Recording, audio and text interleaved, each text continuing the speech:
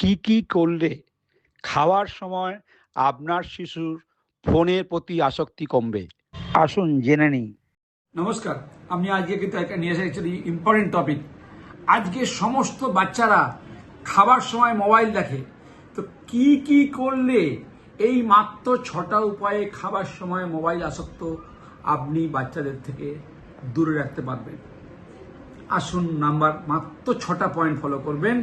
Number 1, যে আপনি নিজে এক্সাম্পল সেট করুন যে আমরা যখন খাওয়া দাওয়া করবো, বাবা মারা বা বাড়ির সবাই, তারা যেন খাওয়ার টেবিলে মোবাইল না দেখে।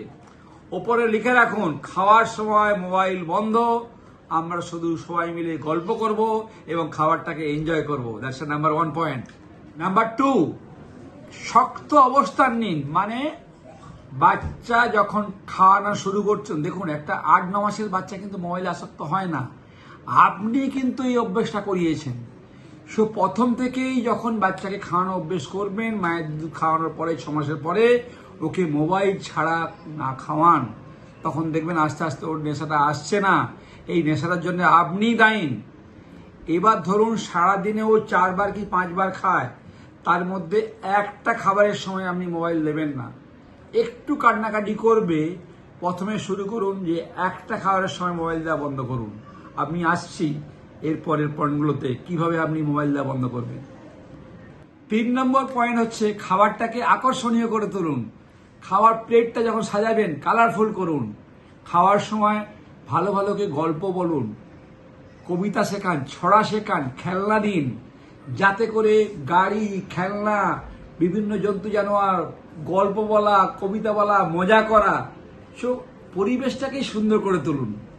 সো এটা কিন্তু আমরা করি না। কিন্তু মোবাইল দেখায় বাচ্চা কি খাচ্ছে, সাপ খাচ্ছে কি ব্যাঙ খাচ্ছে, কি তার স্বাদ খেয়েই যাচ্ছে। মা কিন্তু আপনি আখেরে ক্ষতি করছেন। 4 নম্বর পয়েন্ট, খাবারের পরিবেশনে বৈচিত্র্য নিয়ে আসুন। খাবারটা কালারফুল করুন, স্যালাডের ডিজাইন করুন, মাল্টিপল কালার দিন, বিভিন্ন রঙের খাবারগুলো তৈরি করুন, খাবারটার মধ্যে বিভিন্ন ভ্যারাইটি নিয়ে আসুন। এবং যেটা বললাম, ওকে যখন খাওয়াচ্ছেন ছবি আঁকা গল্প বই দেখান, গল্প পড়ান, খেলনা দিন, যে খেলাটা ওর ভালোবাসে সেই খেলনা নিয়ে কথাবার্তা বলুন, যাতে করে মনটাকে ডাইভার্ট করা যায়। আপনি ওকে এঙ্গেজ করুন, অন্য ভাই বোনের সাথে খাওয়া বসান। সব বৈচিত্র্যটা আনতে হবে খাবারের মধ্যে, দ্যাটস ভেরি ইম্পর্টেন্ট। এইবার হচ্ছে যে খাওয়ার সময় দেখুন ওর আদৌ খিদে পাচ্ছে কিনা।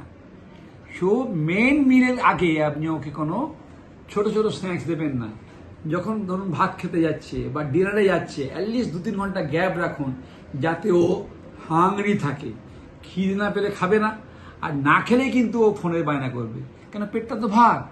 সো আপনি খুব ট্যাক্টফুলি দেখুন যে অ্যাটলিস্ট গ্যাপ দিন, যাতে করে ওর মধ্যে খিদেটা আসে, তবেই খাবারটা খাবে, আপনার গল্পটা শুনবে, আপনার সাথে খেলবে, আপনি যে খেলনাটা দিচ্ছেন সেই খেলনার সাথে ইন্টারঅ্যাক্ট করবেন। তার আগে ওর খিদেটা পাওয়ান।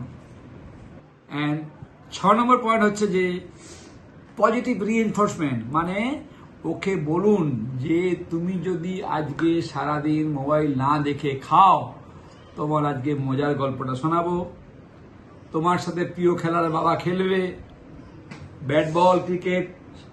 এমন কোনো গ্র্যাটিফিকেশন করবেন না, মানে এই চকলেট বা জাঙ্ক ফুড নয়, কিন্তু ওর খুব একটা সুন্দর আঁকার বই কিনে দেবেন, বা ও ধরুন গান শুনতে ভালোবাসে, সেই গানটা ওকে শোনাবেন, যে গল্পটাও শুনতে ভালোবাসে সেই গল্পটা ওকে শোনাবেন। এবং তখন কিন্তু কান্নাকাটি করতে পারে, কিন্তু কান্নাকাটি করার সময় আবার মোবাইলটা দেবেন না। কেন, ও জানে যে কান্নাকাটি করলেই কিন্তু আমি মোবাইলটা পেয়ে যাব। একটু রোহন, দেখবেন আস্তে আস্তে এই নেশাটা পুরো নির্মূল হয়ে যাচ্ছে। So this is a very important medical tips.